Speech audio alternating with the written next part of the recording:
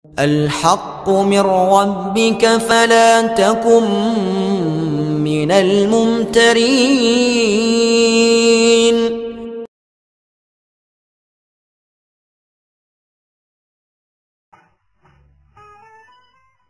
السلام عليكم ورحمة الله وبركاته.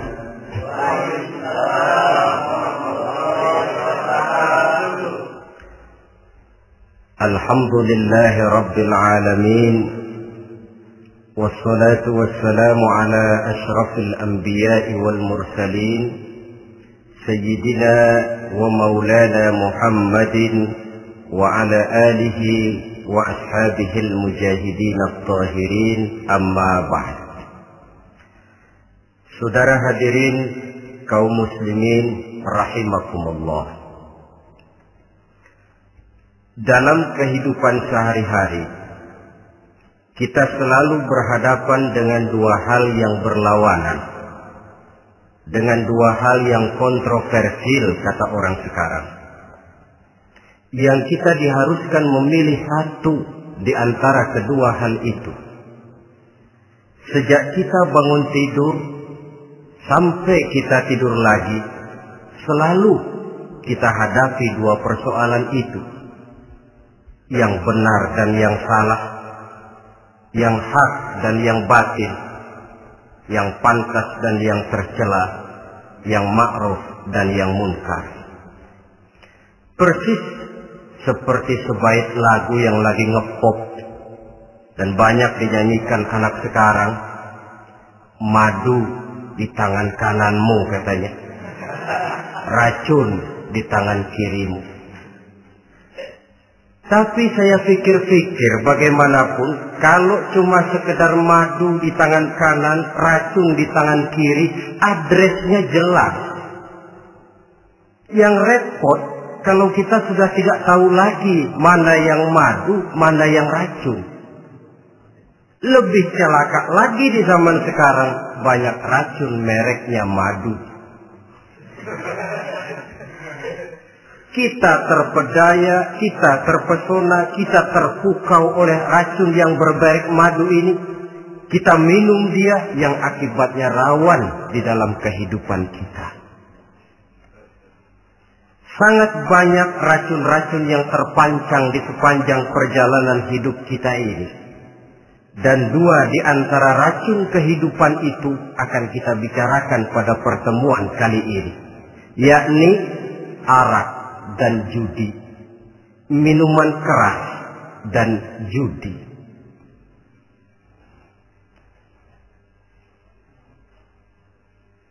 Sebagai yang kita maklum bahwa Islam bertujuan memelihara kemuliaan manusia yang diciptakan fi ahsani taqwim, dalam bentuk yang paling sempurna.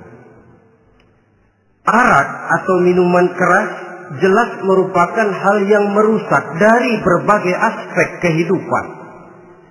Entah kesehatan tubuh, entah pertumbuhan akal, ketentraman rumah tangga, ketentraman masyarakat, bangsa dan negara. Cobalah sejenak kita adakan penyelidikan. Kalau masuk kita ke dalam penjara, melihat sel-sel di sana, berapa banyak yang mendekam di sel karena urusan minuman keras. Masuk kita ke rumah sakit, berapa banyak yang dirawat akibat minuman keras, akibat stres yang dialaminya. Berapa banyak rumah tangga berantakan, berapa banyak pembunuhan terjadi, pemerkosaan terjadi akibat daripada minuman keras ini. Yang paling ironi kalau dia sudah menyerang anak-anak muda kita. Padahal kita tahu remaja, pemuda adalah bentuk miniatur daripada kehidupan suatu bangsa. Akan bagaimana warna Indonesia 20, 30, 40 tahun yang akan datang, remaja dan pemuda kita jawabannya. Bahkan dari segi agama pun akan bagaimana warna Islam di Indonesia 20-30 tahun yang akan datang, remaja itu pula jawabannya.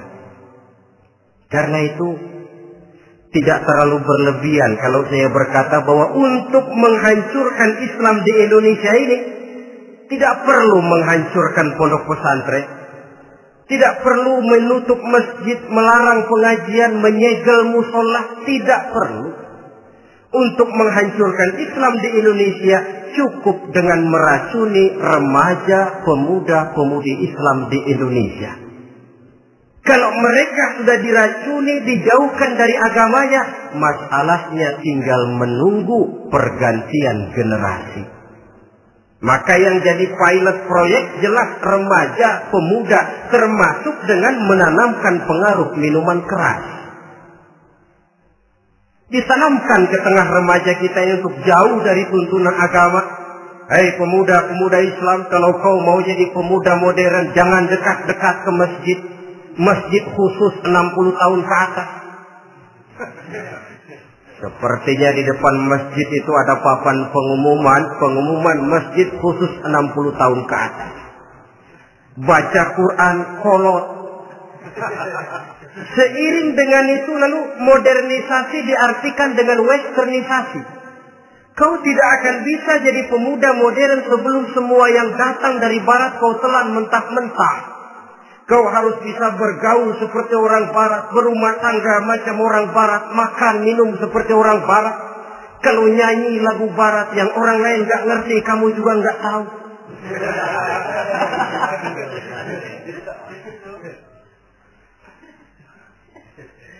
Anutlah itu free love yang pada gilirannya akan mengarah kepada free sex alias samenleven. Isaplah itu ganja, morfin, narkotik. Jikalau sudah terlena kita dengan itu, maka kehancuran suatu bangsa sesungguhnya sudah dimulai. Penyakit minuman keras ini bukan cuma penyakit zaman ini. Masyarakat yang dihadapi oleh Rasulullah Sallallahu Alaihi Wasallam 14 abad yang lalu juga masyarakat yang kemaruk dengan minuman keras. Arab jahiliyah kalau sudah minum arak mabuk, tidak cuma minum, dia mandi pakai arak. Sistem pendidikan yang disampaikan Islam bijaksana. Mula-mula diberikan gambaran bahwa arak itu walaupun ada manfaatnya tapi ada bahayanya. Dan bahayanya jauh lebih besar daripada manfaatnya. Tahap kedua diberikan pesan jangan mendekati sholat dalam keadaan mabuk. Padahal sholat 1 hari 1 malam 5 kali artinya makin jauh saja dia dari arak itu. Pada saat kondisi iman sudah memungkinkan barulah turun vonis bahwa arak itu najis, perbuatan setan, jauhi. Yang ironi yang saya katakan tadi, racun mereknya madu. Kadang-kadang kita dibuai dengan iklan yang tidak mendidik. Saya pernah lihat ada iklan misalnya, Anda ingin modern, majulah bersama minuman ini. Atau minuman ini lambang pergaulan dunia yang maju. Modern diukur dari minuman. Yang jadi korban akhirnya remaja dan pemuda-pemudi kita. Saya teringat satu analisa dari Rasulullah Sallallahu Alaihi Wasallam. Beliau bersabda, Inna min asratis sa'ah. Sesungguhnya di antara tanda-tanda kiamat. Apa kiamat itu? Dalam arti yang umum, kiamat itu saat di mana alam ini hancur, bumi gempa, air laut tumpah ke darat, gunung meletus, planet-planet bertabrakan, lalu semua yang bernama hidup mati. Itu kiamat beneran. Saya nggak mau cerita kiamat beneran, sebab saya sendiri nggak kepengen ngalamin. Yang sering kita ngalami ini kiamat kecil-kecilan, kiamat mini. Apa kiamat mini itu? Hancurnya sendi-sendi kehidupan sosial. Maksiat merajalela, munkarat menjadi-jadi. Yang ma'ruf dianggap munkar, yang munkar malah menjadi ma'ruf. Yang salah disanjung-sanjung, yang benar dicaci maki. Tuntunan dianggap tontonan, tontonan malah jadi tuntunan. Kan kiamat kalau sudah begitu. Penjungkiran nilai. Kenapa hal semacam ini bisa terjadi? Penyebabnya kata Nabi, pertama ayyurfa'al ilmu. Ilmu diangkat oleh Allah. Bagaimana cara Allah mengangkat ilmu dan apa maksudnya itu? Allah mengangkat ilmu itu, saudara, caranya pertama dengan mewafatkan ulama. Makin banyak ulama wafat, makin banyak ilmu ditarik. Yang kedua, kurangnya minat orang untuk belajar agama. Kalau sudah klop macam itu, artinya agama sudah disudutkan ke pojok-pojok kehidupan. Agama cuma sekedar tinggal dekorasi. Agama cuma seminar, cuma kongres, cuma muktamar. Tapi bahwa agama merupakan realita dalam kehidupan, itu tidak pernah terwujud. Kalau ulama sudah tiada, minat orang belajar agama berkurang, maka ajaran Allah tidak lagi didengungkan orang.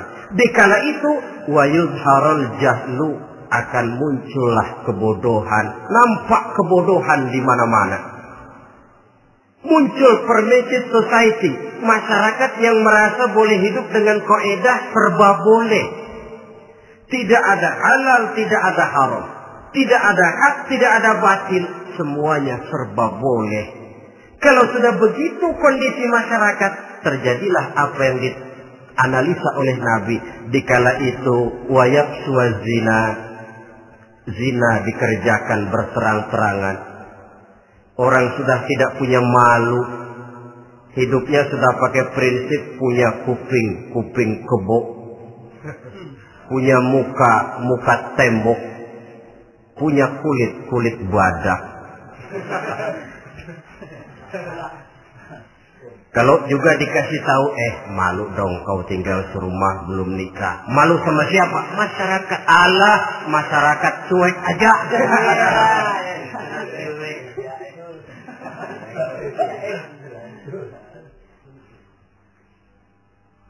Bukankah realita kalau kita ikuti surat-surat kabar, berapa banyak sudah gadis-gadis bergelimpangan jadi korban?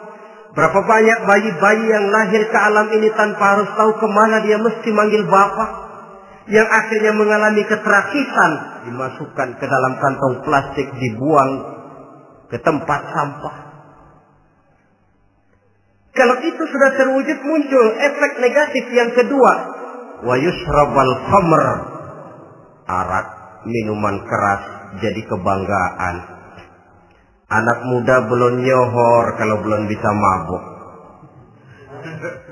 Yang gak mabuk dianggap kolot.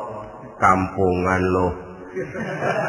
Bikin malu baru kena segelas aja udah miring. Cengeng. Temen kita hebat sampai nyungsep di got. Yang nyungsep hebat. Ya, kalau cuma yang hancur kehidupan pribadi. Tapi kalau sudah menyangkut masa depan, yang berarti masa depan suatu generasi adalah merupakan masa depan daripada suatu bangsa. Begitu kerasnya Islam ini melarang minuman keras. Sampai bukan cuma sekedar meminumnya saja yang diharamkan, tetapi juga dilarang mengimportnya, memproduksinya, membuka warung yang menjual minuman keras, atau bekerja di tempat penjualan minuman keras. Ada juga yang nyerempet-nyerempet, Pak, kalau sedikit kan nggak apa-apa, nggak mabuk ini. Nah, saya ingatkan hadis Nabi diriwayatkan oleh Imam Ahmad, Abu Daud dan Tirmidzi.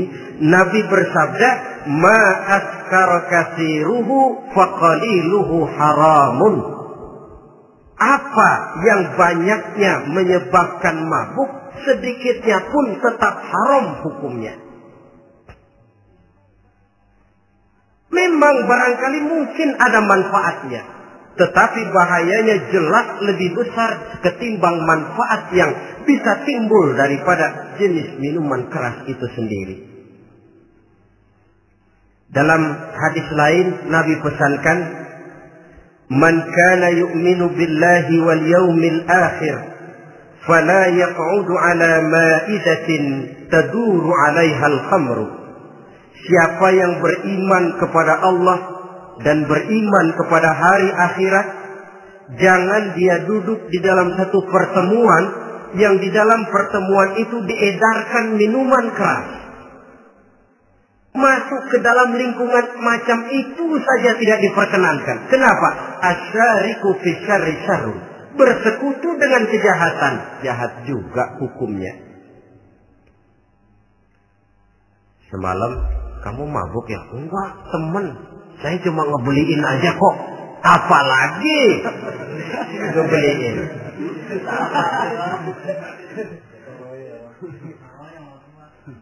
Sebab apa? Dalam keadaan mabuk, orang tidak lagi bisa berpikir secara logik. Daya kontrol hilang, artinya perbuatan sudah tidak terkontrol lagi. Yang pertama. Yang kedua, IQ tidak akan tumbuh dan berkembang secara normal seperti yang kita harapkan. Yang ketiga, harga diri akan runtuh hancur di tengah masyarakat. Bayangkan kalau tengah malam kita digotong orang diantar ke rumah kita. Dengan kondisi macam itu masih punya muka kita untuk tegak di tengah masyarakat. Masih punya harapan kita untuk tumbuh menjadi pemimpin sementara orang terkenang. Ini kan yang kemarin malam gua gotong, dia lagi mabuk. Harga diri, kepribadian. Jangan lupa saudara, kita hidup di tengah masyarakat. Masyarakat itu punya hukum yang tidak tertulis, tapi lebih kuat dan lebih kejam daripada hukum tertulis. Orang bilang, sekali arang tercoreng di dahi, seumur hidup orang akan tetap ingat. Makanya Rasulullah dalam hadis memberikan tamsil untuk adik-adik remaja muslim ini, masalul mu'min kamasalin nahli. Perumpamaan orang yang beriman itu persis seperti tawon. Mentalitas orang mukmin persis tawon. Apa mentalitas tawon? Kalau kita ngaji bab tawon, kita renungi apa keistimewaan tawon. Saya lihat-lihat, ternyata tawon itu punya 4 keistimewaan. Pertama, tawon itu yang dihisap selalu saripati bunga. Bagus makanannya. Belum pernah tawon keliru makan. Saya belum pernah dengar kok ada tawon makan tahu.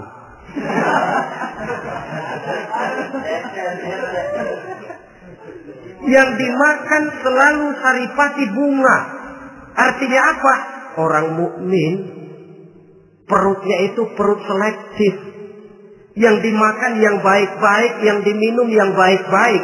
Yang baik menurut agama itu adalah yang halal, thayyibat.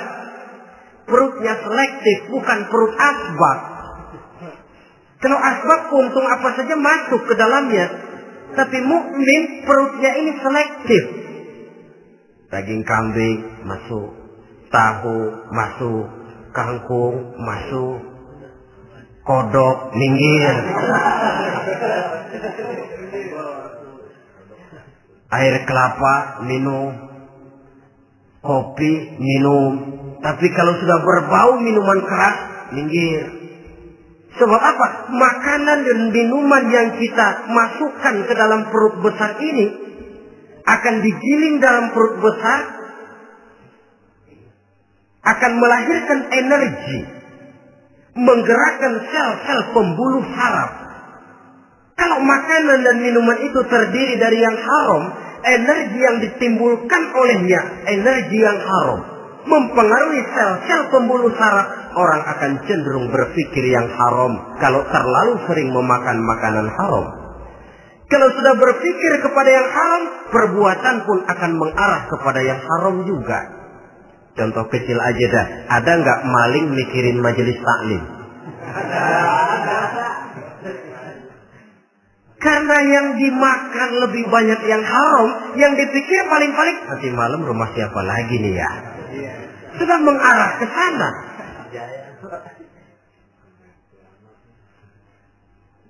Saripati bunga yang dimakan tawon itu. Lalu tawon yang kedua saya lihat yang dikeluarkan selalu madu. Artinya apa? Orang mukmin itu kalau dia berkata, perkataannya mengenakan orang. Kalau dia berbuat, perbuatannya membawa manfaat bagi orang. Kalau kakinya melangkah tentu ke tempat yang ada gunanya. Yang dikeluarkan madu, bukan racun. Indah tawon itu. Yang ketiga tawon saya lihat, kemanapun dia hinggap, tidak ada dahan patah. Artinya apa? Orang mukmin dimanapun dia tinggal, kemanapun dia pergi, pantang jadi biang kerok buat lingkungannya. Pantang menimbulkan kerusuhan dan keonaran. Tidak ada cabang patah dimanapun tawon hinggap. Tapi juga yang keempat, saya lihat-lihat tawon itu, jangan coba-coba diusik. Satu kali dia diusik, kemana orang lari? Nyilem masih ditungguin. Tawon. Tapi kalau nggak diusik, nggak ada tawon usil ke pasar nyariin orang. Ketika dia diusik, inilah saatnya saya harus mempertahankan kehormatan diri saya. Dia pun bangkit. Artinya apa? Orang mukmin tidak boleh nyari-nyari musuh. Tapi ketemu musuh tidak boleh lari. Musuh jangan dicari, bertemu pun jangan lari. Mentalitas orang mukmin seperti tawon. Yang dimakan baik, yang dikeluarkan baik. Kemana dia tinggal tidak menimbulkan keonaran buat masyarakat, tapi juga sanggup menjaga dan mempertahankan kehormatan dirinya. Kalau konteksnya dengan masalah yang sedang kita bicarakan, minuman keras.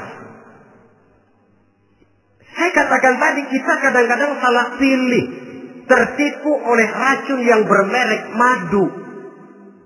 Ada minuman empuk, nyari yang keras. Salah pilih. Ketahuan orang bikin pel buat anjing, manusia yang nelen. Akhirnya miring kayak anjing. Saudara, mari kita renungi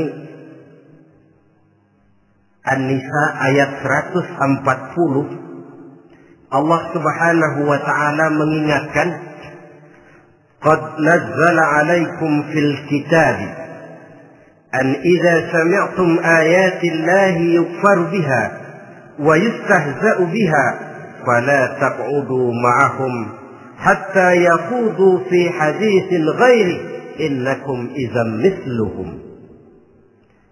Sungguh kata Allah, telah diturunkan kitab Al-Quran ini kepada kamu,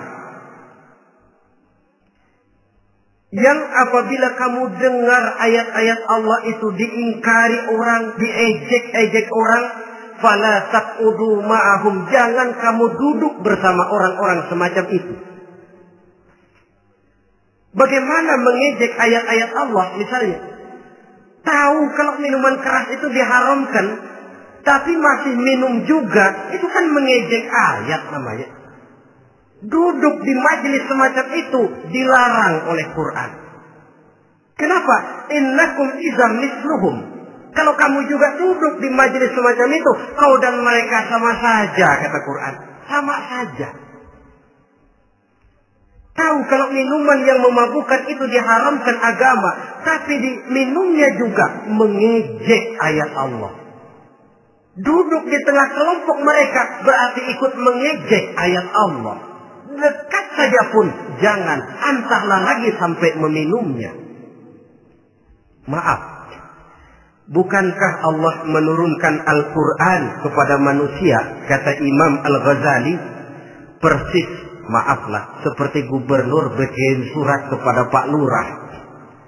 Dalam suratnya Pak Gubernur bilang, Pak Lurah, tolong carikan tanah di daerah Kebayoran untuk sekolah 6.000 meter. Pak Lurah dapat surat dari Pak Gubernur, bangga bukan main. Itu surat sore pagi siang malam dibaca, ditaruh di tempat yang tinggi, diberikan minyak wangi, mau diambil dicium dulu, dibawa dengan penuh hormat dan hati-hati. Tapi tanah yang dipesan Pak Gubernur tidak dicari-cariin. Penghargaan macam apa ini? Nanti Gubernur cek, Pak Lurah, siapa? Sudah terima surat saya? Sudah Pak, sudah. Bagus. Lalu bagaimana? Aduh Pak, surat Bapak sore pagi siang malam saya baca. Bagus. Apalagi Lurah? Surat Bapak saya taruh di tempat yang tinggi Pak. Saya pakaiin minyak wangi, mau saya ambil, saya cium dulu, saya bawa dengan penuh hormat dan hati-hati. Bagus Lurah, kau memang hormat sama atasan. Cuman Lurah, tanahnya udah dicariin belum? Nah yang itu belum tuh Pak. Belum. Kata Gubernur, bagus Lurah, besok berhenti lo ya.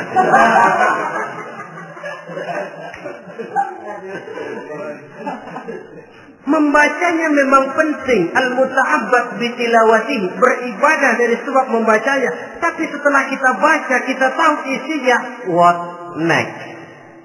Mau apa kita dengan isinya itu? Jangan yang kita baca kita injak-injak. Itulah ironinya, bagaimana Quran itu mau membawa keberkahan dalam hidup ini. Kalau yang kita baca sering kita injak-injak.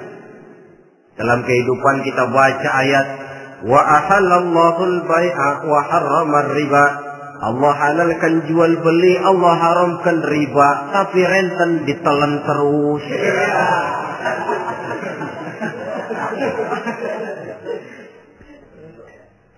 Kita baca ayat wa'tasimu bihablillahi jami'an wa la tafarraqu. Berpegang teguhlah kamu kepada tali Allah, jangan bercerai-berai. Tapi sesama muslim pelotot-pelototan jalan terus. Janganlah yang sesama muslim kadang-kadang yang mengklaim dirinya sebagai pemimpin Islam kelihatannya juga sikut-sikutan jalan terus.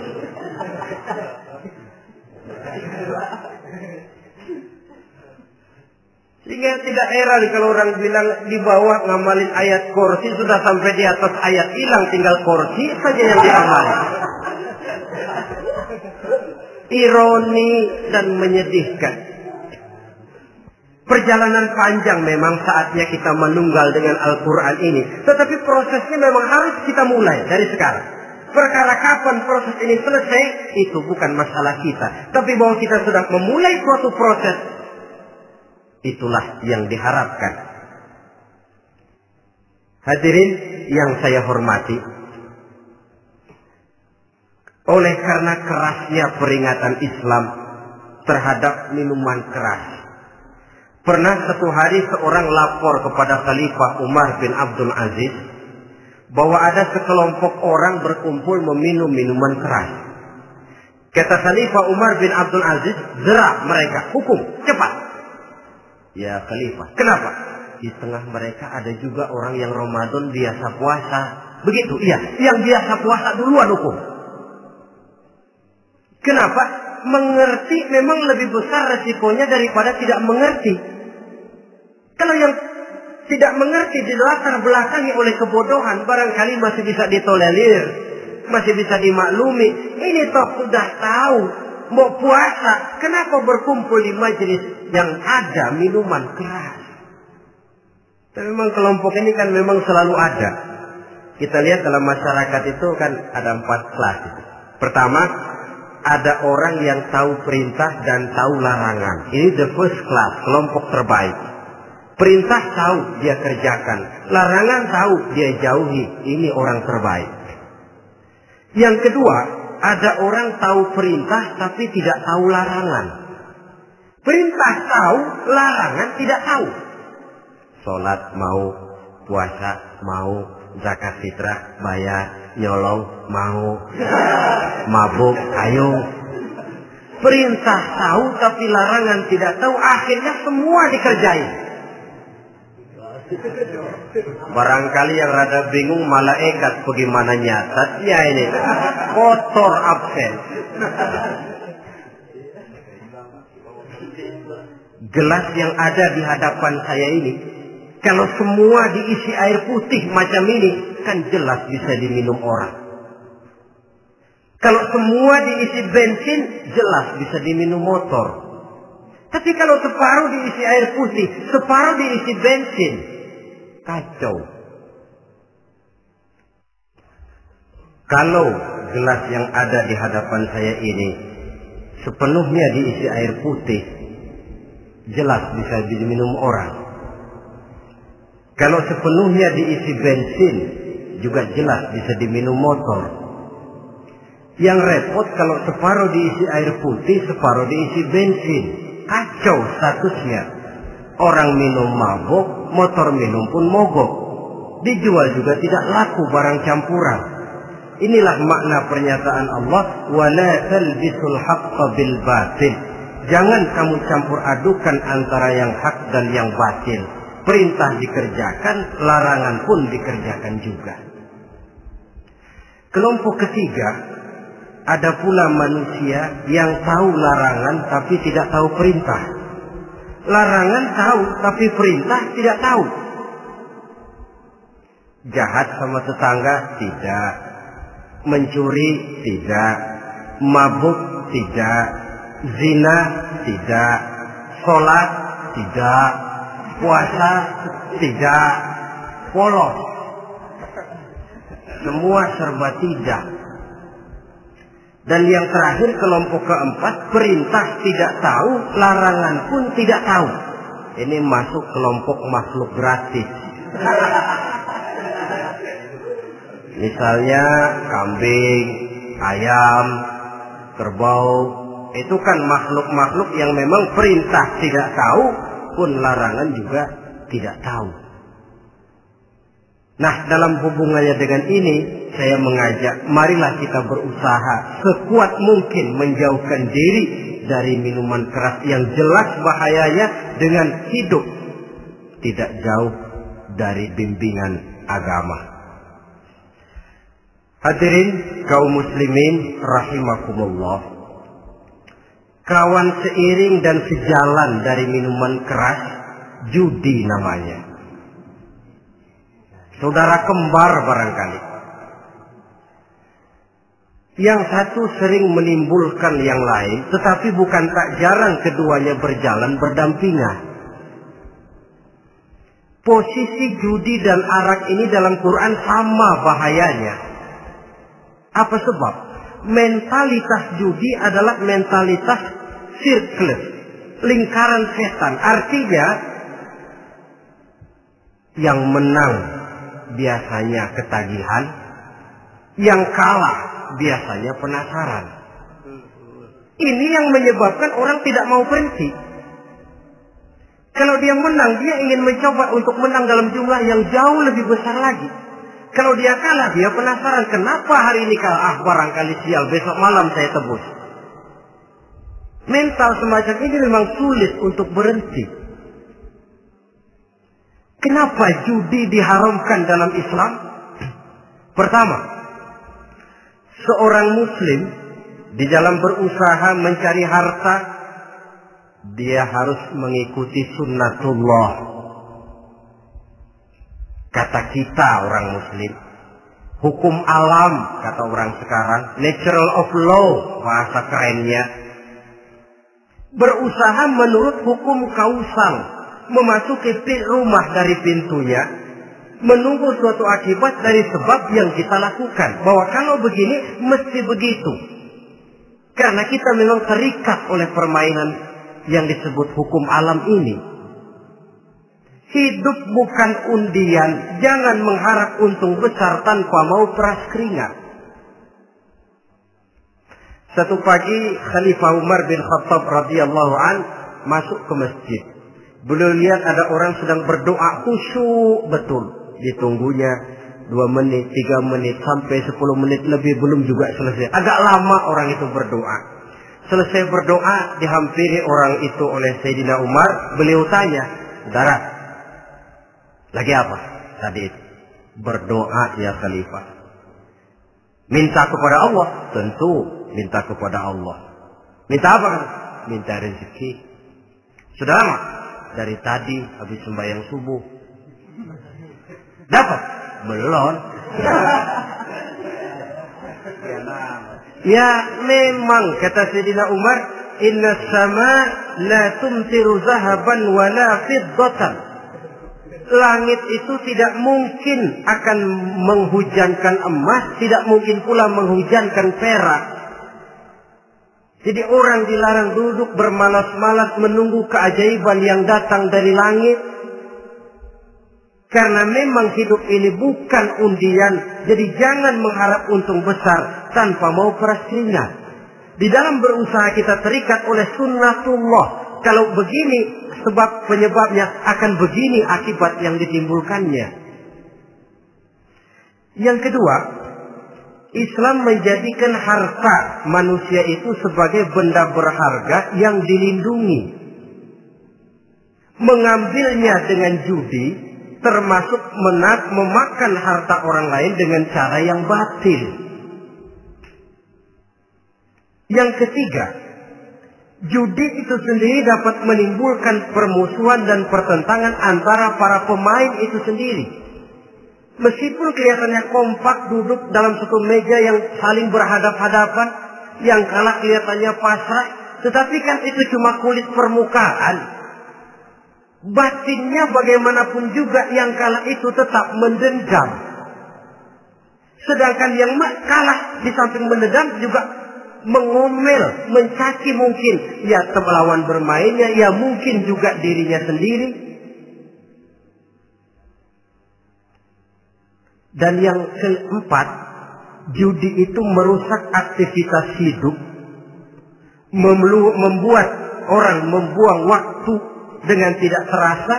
Dan yang pada gilirannya melupakan orang kepada tanggung jawab. Wah, kalau sudah memegang kartu, konon kabarnya, saya sendiri alhamdulillah belum pernah. Lupalah orang anak, lupalah orang kepada istri, lupalah orang kepada tanggung jawab. Waktu pun berlalu tanpa terasa. Apalagi kalau sudah diiming-iming oleh gambaran akan memperoleh keuntungan yang besar. Termasuk di dalam judi itu undian, apapun namanya.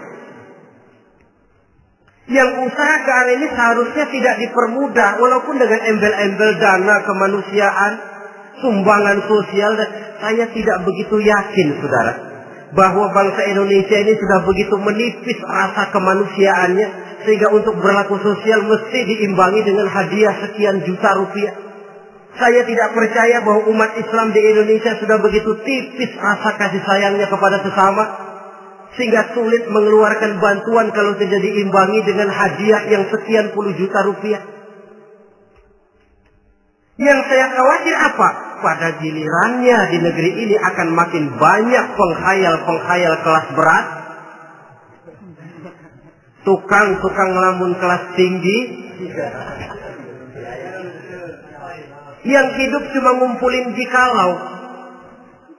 jikalau andai kata umpama misalnya orang sudah kemana-mana kita masih menghitung jikalau.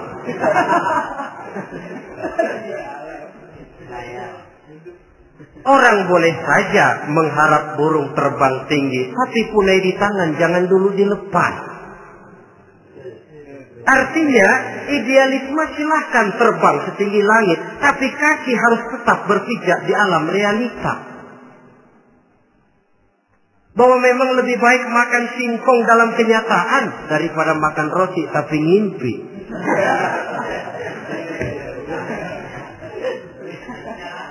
Kadang anaknya menangis, Pak minta jajan, ada uang 200 rupiah. Sudahlah sabar, kau jangan jajan, nanti bapak beliin kalau tembus 100 juta nih. Akhirnya yang 100 juta tidak, anak pun kelaparan.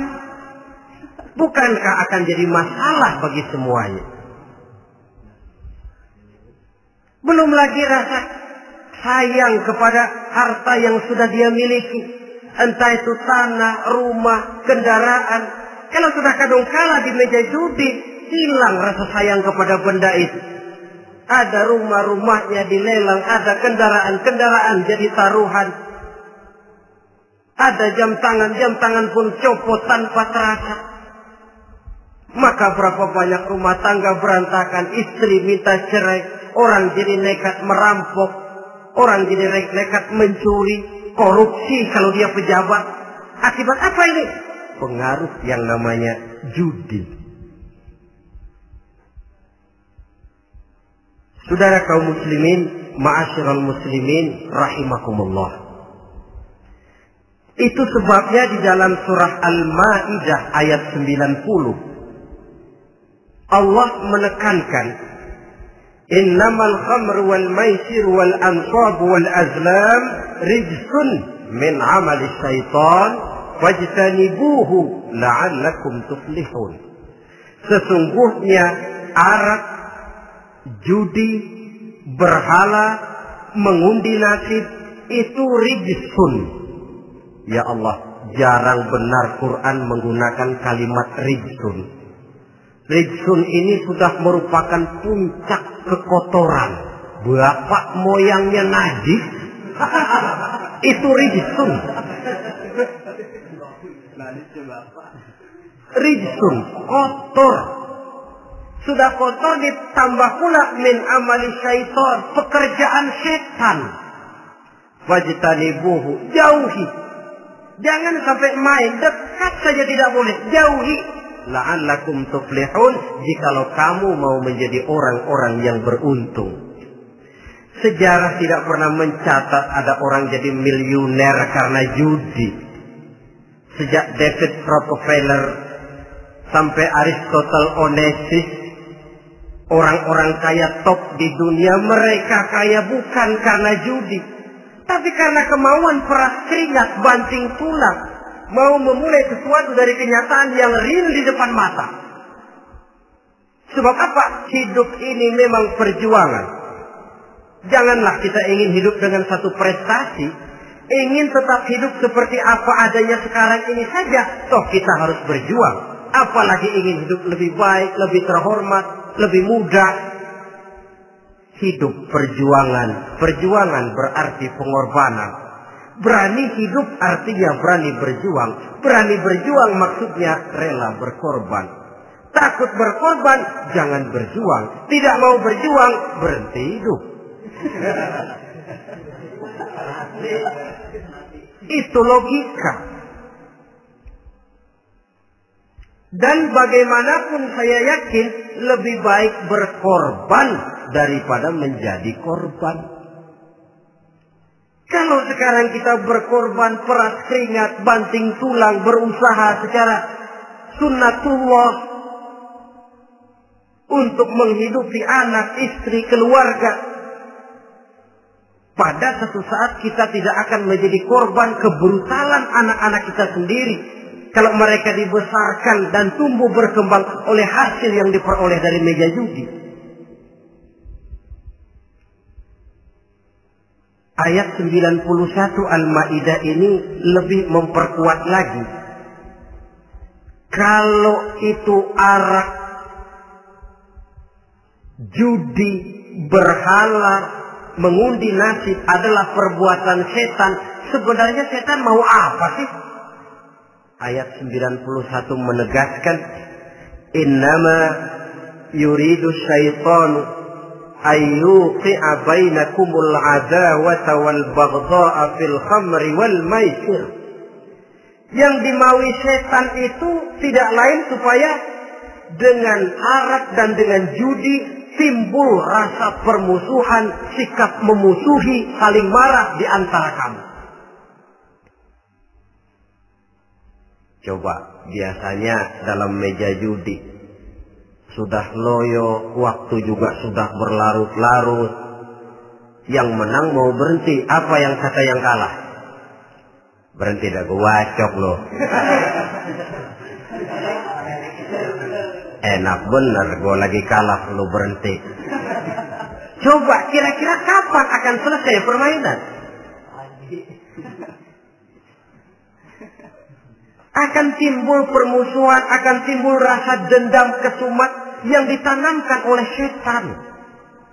Karena memang baik arak, baik judi, baik berhala, baik mengundi nasib, itu semua permainan-permainan setan yang diberikan kepada kita untuk kita ikut andil bermain di dalamnya. Tatkala kita ikut terkena jerat setan, tertawalah mereka. Kenapa? Oh, makin banyak teman saya di neraka. Maaf, setan itu kan sudah tahu vonisnya. Ketika dulu di dengkotnya yang namanya iblis terusir dari surga, itu bikin semacam perjanjian dengan Allah. Tuhan, kenapa ini? Gara-gara Adam saya terusir dari surga. Maka sejak saat ini Adam dan seluruh keturunannya adalah musuh bebuyutan saya. Saya akan gelincirkan mereka dari jalan. Silahkan iblis, goda mereka.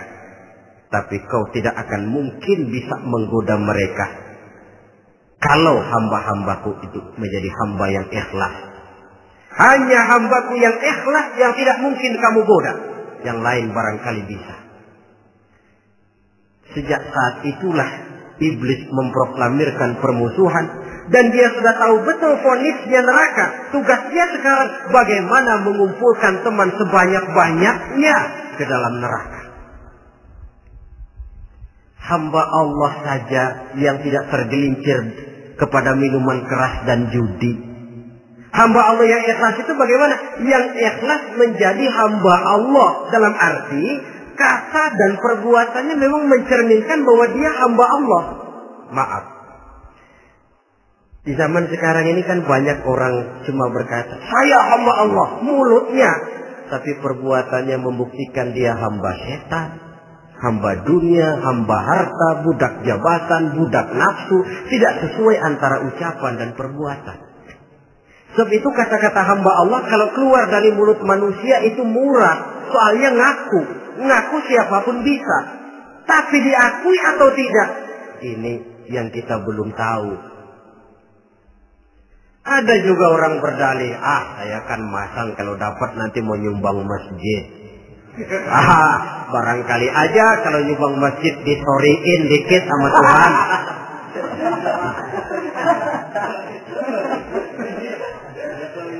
Apa bisa begitu?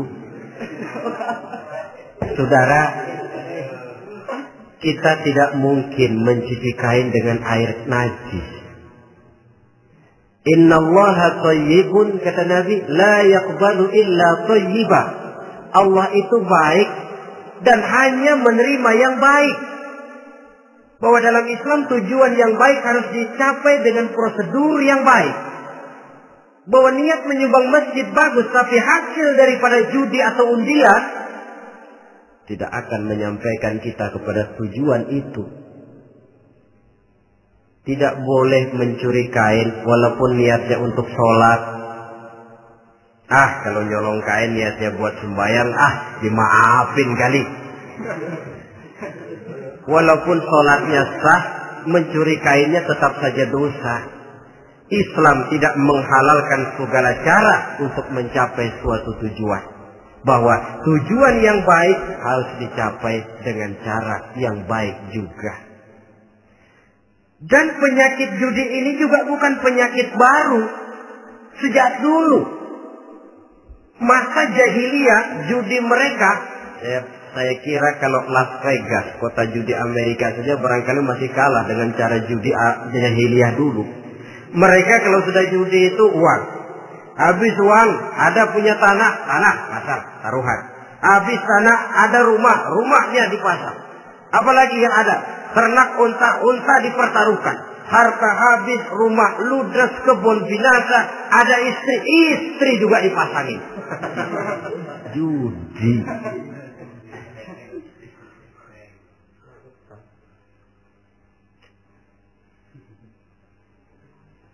Kita sebagai muslim oleh Al-Quran dijelaskan orang yang mempunyai dua tujuan hidup.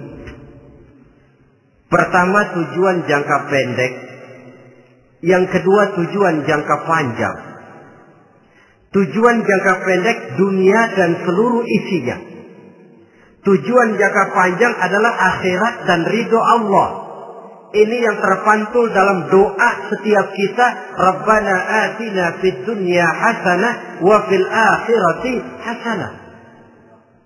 Tercapai tujuan jangka pendek fid dunya hasanah dan tujuan jangka panjang wa fil akhirati hasanah. Untuk mencapai tujuan jangka pendek, merangkul dunia dan seluruh isinya, apa yang jadi modal utama? Pertama, pendidikan. Makin tinggi jenjang karier pendidikan yang kita tempuh, rasa-rasanya makin mudah menjangkau dunia dan isinya. Yang kedua, pengalaman. Tenaga expert masih tetap diperlukan. Makin banyak pengalaman, makin mudah menjangkau dunia.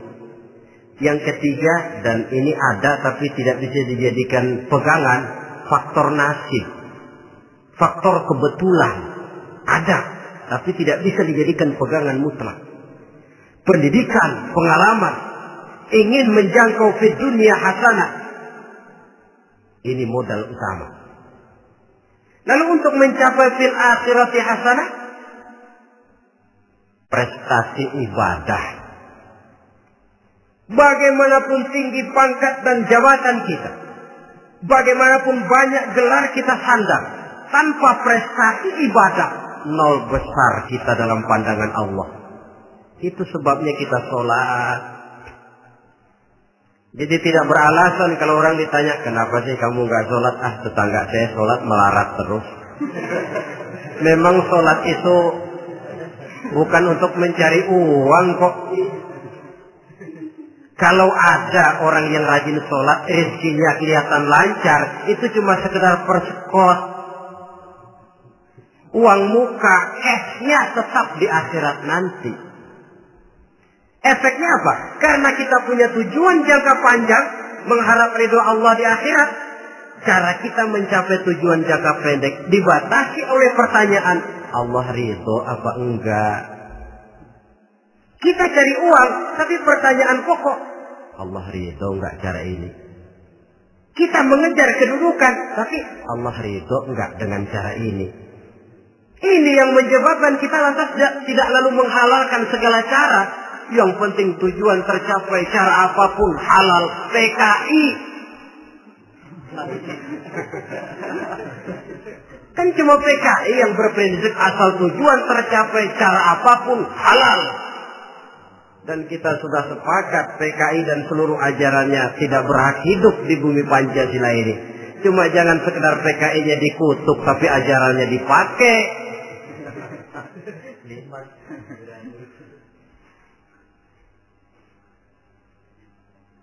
Nah, untuk mencapai dua tujuan ini, Islam mengajarkan sistem keseimbangan. Sehingga Nabi sabdakan, "I'mal lidunyaka ka'annaka ta'ishu abada, wa'mal li akhiratika ka'annaka tamutu ghada." Bekerjalah buat duniamu seolah-olah kau akan hidup untuk selamanya, tetapi bekerjalah untuk akhiratmu seolah-olah kau akan mati besok. Jadi kalau kita sudah sholat menghadap Allah, usolli fardhu maghrib, Allahu Akbar, ingat seolah-olah kita akan mati besok supaya timbul khusyuknya. Tapi kalau kita sudah bekerja, kuliah, bekerja, belajar di tempat tugas, ingat seolah-olah kita akan hidup selamanya supaya timbul gairah kerja. Jangan dibalik. Di kantor ingat mati, lemas terus. Ngapain kerja sungguh-sungguh bakalan mati. Lagi sholat ingat Duta Merlin, Altiron Plaza, ya kacau. Salah pasang, tidak pada tempatnya. Untuk mencapai fid dunya hasanah ini, Islam mengajarkan tempuh jalur yang mengikuti sunnatullah. Itu yang dihargai oleh agama. Terikat oleh hukum kausal bahwa kalau ini yang saya usahakan hasilnya akan begini. Perkara nanti hasil tidak seperti yang kita harapkan, baik sangkalah kita kepada Allah. Sebab kita tidak tahu rahasia apa di belakang itu. Kadang orang mengeluh, Habis saya rajin sholat tapi rezeki seret, berhenti aja dah. Kita tidak tahu rahasia di belakang itu. Pernah hadirin, satu hari seorang petani, dia selesai bekerja di ladang, istirahat. Dia tidur di bawah sebuah pohon beringin. Di sebelah pohon beringin itu ada pohon labu. Dia berpikir, kalau saya lihat-lihat Tuhan nggak adil katanya. Masa pohon beringin pohonnya besar, buahnya kecil. Pohon labu pohonnya kecil, buahnya gede. Tuhan bukan arsitek ulung ini.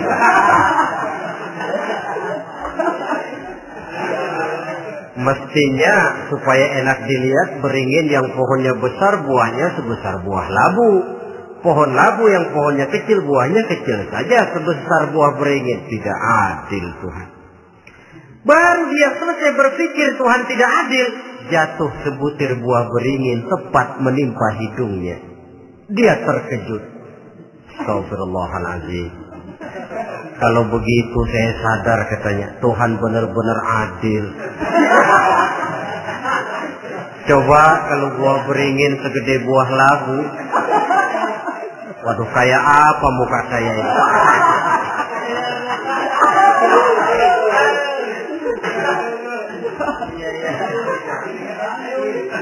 Baru terbuka pandangan matanya setelah berhadapan dengan kenyataan.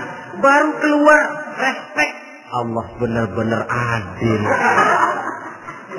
Padahal semenit yang lalu dia masih berkata, Tuhan bukan arsitek ulu. Tapi semenit kemudian setelah berhadapan dengan kenyataan yang real dia hadapi, Allah benar-benar adil.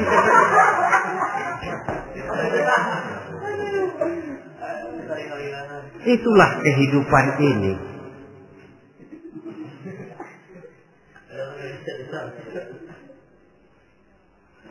Saudara hadirin yang saya hormati, karena itu baik arak, baik judi, dua-duanya merupakan bahaya laten yang tidak hanya mengancam kehidupan agama, tetapi juga masyarakat, bangsa dan negara, apalagi kalau sudah jatuh kepada generasi penerus.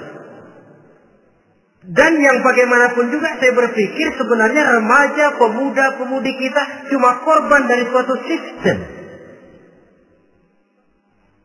Sebab ini merupakan tanggung jawab bersama. Ulama, mubalik macam saya paling wewenangnya cuma ngomong. Yang punya SK untuk memberhentikan pabrik minuman keras itu kan Menteri Perindustrian. Tangan-tangan eksekutif.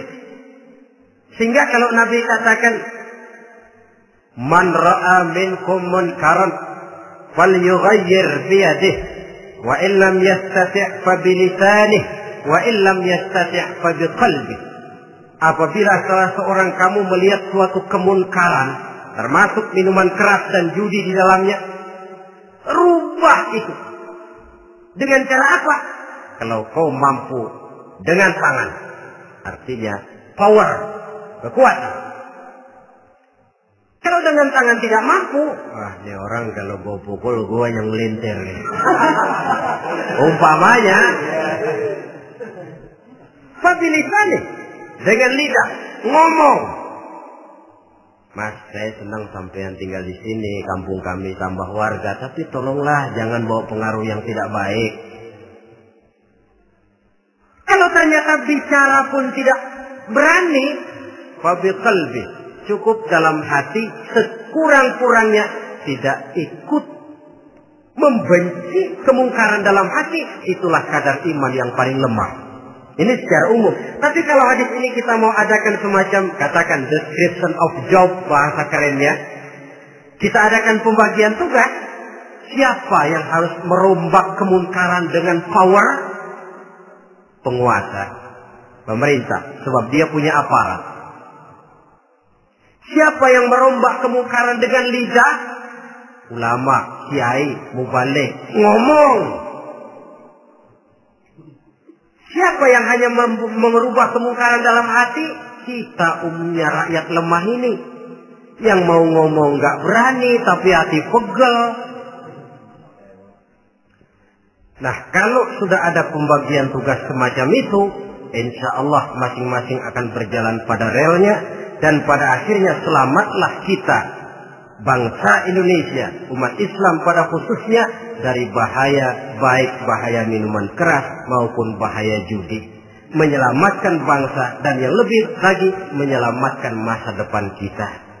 Sekianlah saudara pertemuan kita pada saat ini. Mudah-mudahan ada manfaatnya.